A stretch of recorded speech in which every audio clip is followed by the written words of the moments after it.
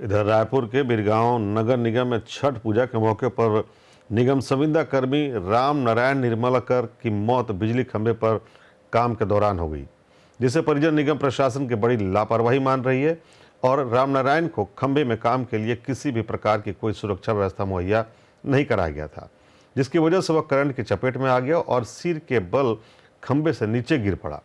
निगम की इतनी उदासीनता कि घायल को एम्बुलेंस में नहीं बल्कि निगम के उड़न दस्ता वाली गाड़ी में अस्पताल पहुंचाया गया, जहां इलाज के दौरान 3 दिनों बाद नारायण निर्मलकर की मौत हो गई। अब परिजन मुआवजे और नौकरी की मांग कर रहे हैं। राजधानी रायपुर से सटे बिरगांव नगर निगम में एक संविदा कर्मी की मौत ने निगम प्रशासन में हड़कंप मचा दिया है। दरअसल राम नारायण निर्मलकर संविदा कर्मी के रूप में बिरगांव नगर निगम में बीते 7 सालों से बिजली कार्य करता था। राम नारायण निर्मलकर को छठ पर्व के दिन निगम आयुक्त ने बिजली खंभे में चढ़ने का आदेश दिया। बताया जा रहा है कि इस दौरान उसे किसी प्रकार के सुरक्षा इक्विपमेंट्स नहीं दिया गया। बिजली खंभे में कार्य करने के दौरान अचानक राम नारायण को बिजली का करंट लग गया और वह सर के बल जमीन में गिरा, जिसके बाद आनन फानन में निगम कर्मियों ने उसे अस्पताल पहुंचाया। यहां बता दें कि घायल कर्मी को अस्पताल ले जाने के लिए एम्बुलेंस नहीं बल्कि निगम के उड़न दस्ते वाली गाड़ी में जैसे तैसे पहुंचाया गया। इलाज के दौरान 3 दिन बाद राम नारायण निर्मलकर की मौत हो गई।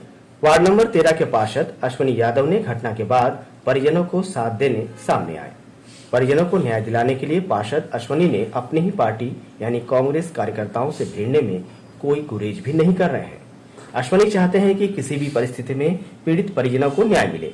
इधर मृतक के बेटे ने निगम प्रशासन पर आरोप लगाते हुए कहा कि उनके पिता को खंभे में चढ़ने से पहले कोई सुरक्षा व्यवस्था यानी कि दस्ताना प्रोवाइड नहीं कराई गई, जिसका खामियाजा आज पूरा परिवार भुगत रहा है। अब मृतक के परिजनों की मांग है कि परिवार के एक व्यक्ति को नौकरी दी जाए, साथ ही मृतक की पत्नी को पेंशन देने की मांग भी परिजनों के द्वारा किया गया है।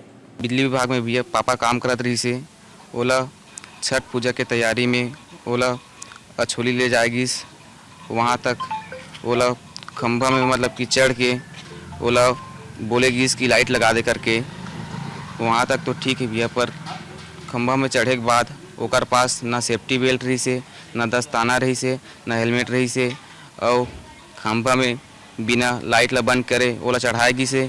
ओकर बाद ओकर हादसा होए के बाद गिरे के बाद सर में चोट आई से ओला नगर निगम के द्वारा गाड़ी भी प्रदान नहीं किएगी। ओला बोरिंग वाला जो गाड़ी आते नगर के पास करी थे ओला ओमा बिठा के ओला स्वास्थ्य केंद्र ले जाएगी से। नगर निगम प्रशासन से हमन ये का मांग करते हैं कि हमन ला ओकर मुआवजा दिए जाए, ओकर बदला में जो सरकारी नौकरी हम लोग एक मिले जाए, यही नगर निगम से हमन प्रार्थना करते हैं बस। वहीं इस मामले पर वार्ड नंबर 31 के पार्षद एवज देवांगन ने महापौर नंदलाल देवांगन को घेरा है। उनका आरोप है कि लोगों को सुरक्षा व्यवस्था देने में महापौर विफल है। उन्होंने महापौर को अनुभवहीन करार देते हुए पूरे घटना पर महापौर को दोषी बताया। उन्होंने महापौर पर एफआईआर दर्ज करने की भी बात कही।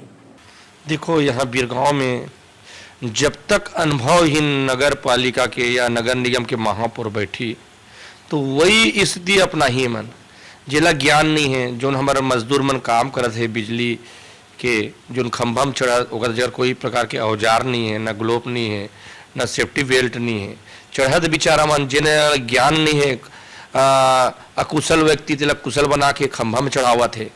अगर हल्का फुल्का करंट आ गए तो गिरा थे।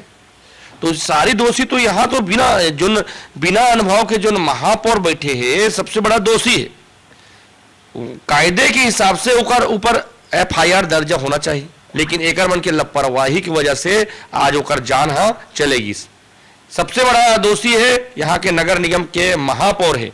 एकर से दोषी कोई नहीं है। काबर जिंदगी में काकरो काम करे नहीं, दुख सुख ला जाना है नहीं, जिंदगी भर अपन दुकान में बैठे चरन्नी अटन्नी नमल जिल अनंत कर अनंत भैरो बेचे है, तो दुख सुख ला कहा जानी भाई कौन गरीब के कहा तकलीफ है, ये वाला कोई मतलब नहीं है।